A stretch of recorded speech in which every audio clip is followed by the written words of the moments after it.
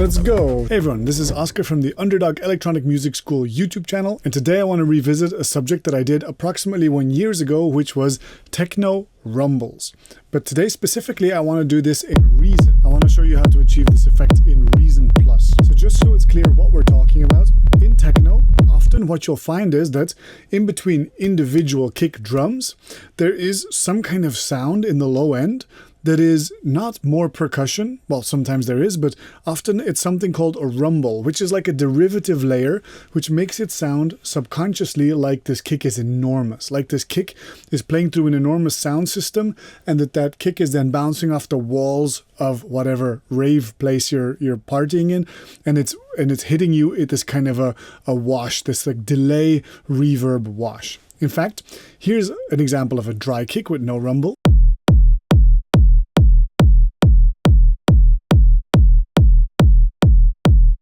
And then when we add a rumble, it sounds something like this.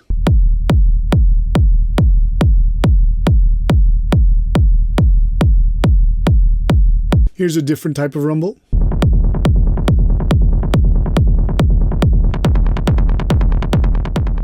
And here's an even different type of rumble coming from the same kick. Nasty. Not too bad. If you compare it to the dry kick, these rumbles have the potential of being a lot larger, of feeling a lot larger. And so 1 year ago, I made a flow chart, a workflow that you can see here that will get you to tasty rumbles every time at 3 levels of complexity. So at its basis, what a rumble is you split your kick signal into 2 chains, and one of the chains is going to be dry. It's just going to be the straight kick. Then on the other chain, what you're going to do is you're going to do a few different things to the sound. First, you're going to smear the sound. That means you're going to make a derivative layer of it. You're going to add, for example, some delays at 16th notes. That's a good idea. Maybe some reverb can also be a good idea.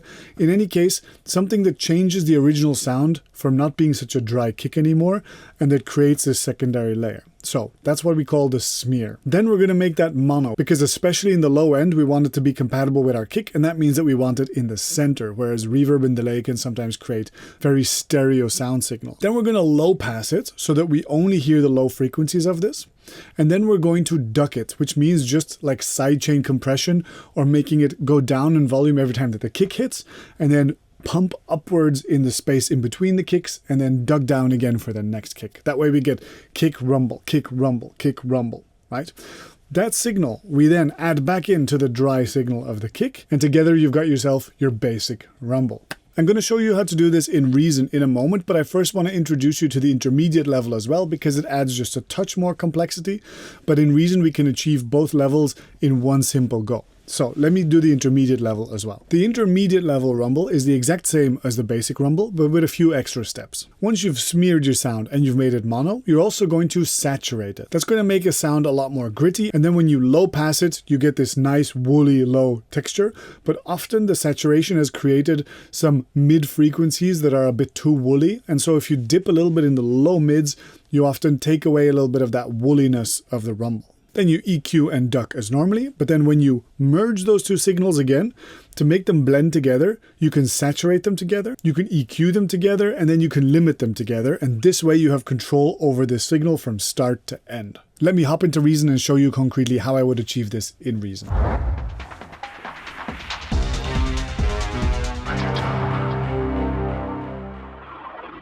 Okay, so in Reason, what I've done is I've created a Combinator patch to do all of this, right? And I'm going to walk you through the signal chain now real quick, okay? So what we've got, very simply, is a kick drum. Just a kick drum playing 4 to the floor, right? That's the only external sound from here. And you then feed this into the Combinator patch. And inside of the Combinator patch, what do? Well, first of all, I split the audio using the Spider Audio splitter. And I split it into two places. The first one goes here into what is going to be the dry signal, and the second one is going to be the wet signal. So the second one, instead of sending it directly here, I instead send it all the way down here to this echo unit. This echo unit, which is set to 1/16th note with quite a high feedback and fully wet. And that's now creating these stuttery echoes of the kick. So Then after that, there's a reverb unit, which I optionally turn on and off because that really changes the character of the sound quite a lot. So let's leave it off for now. And so now that the smear has happened here, we're going to need to mono this again, right? And to mono it in Reason, well, you've got always these stereo pair cables. So what I just did was I sent it out here, and I basically just created a little hack here where I only send the left, and then I turn the left into a stereo pair. You see this? This is just a little hack to turn a stereo signal into a mono signal inside of Reason. There may very well be a better way, but I just figured whatever works, right? And so then from here, it goes into a saturation unit. The saturation unit is the pulverizer. I have a lot of these settings mapped to these sliders up here at the top. So we can really increase the dirt and we can really increase this pump here. So this tremor is actually like an LFO, right? And every quarter note, it's ramping up so that whenever the kick happens, this goes down and then this pump happens. And up here, when I've got this setting here, this pumping amount will tell you exactly how much it pumps per beat. So this pulverizer now has done the saturation. Then I do some EQing here. Then it goes into this low pass filter here. And it goes into this equalizer, which cuts out some of the low mids, something around 300 hertz, 300, 400 hertz. That's usually where there is some mud, and I cut it quite drastically. Again, I've got that up here. Rumble low mids. I've mapped that to this so that you can remove it from up here. Then all of this, right, goes into this little micro mix here again. So we've got the dry signal here and the wet signal here. And together they then go into this saturation unit, which really I just use to add dirt if I want to. So if I move this master dirt button here, it just turns that dirt up and then cuts a little bit of the low mids in this equalizer. And then altogether, the output of this Rumbles generator is really, really versatile. And if you then close it, basically you've got an awful lot of control. So let's turn up the Rumbles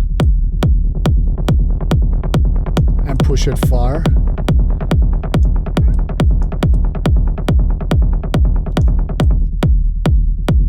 Excellent.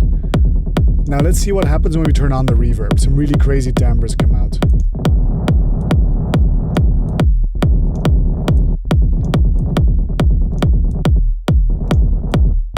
Often these are a bit too much. But they can be really, they can be really aggressive and really fun if you want. This is a super, almost sci-fi sound, right? Then the master dirt. See the dynamic range on this? It's basically 0. So you can really go too far with this. And if you reduce the rumble volume, then the original kick can come back up and be loud, right? Let's add some other techno elements. Cool.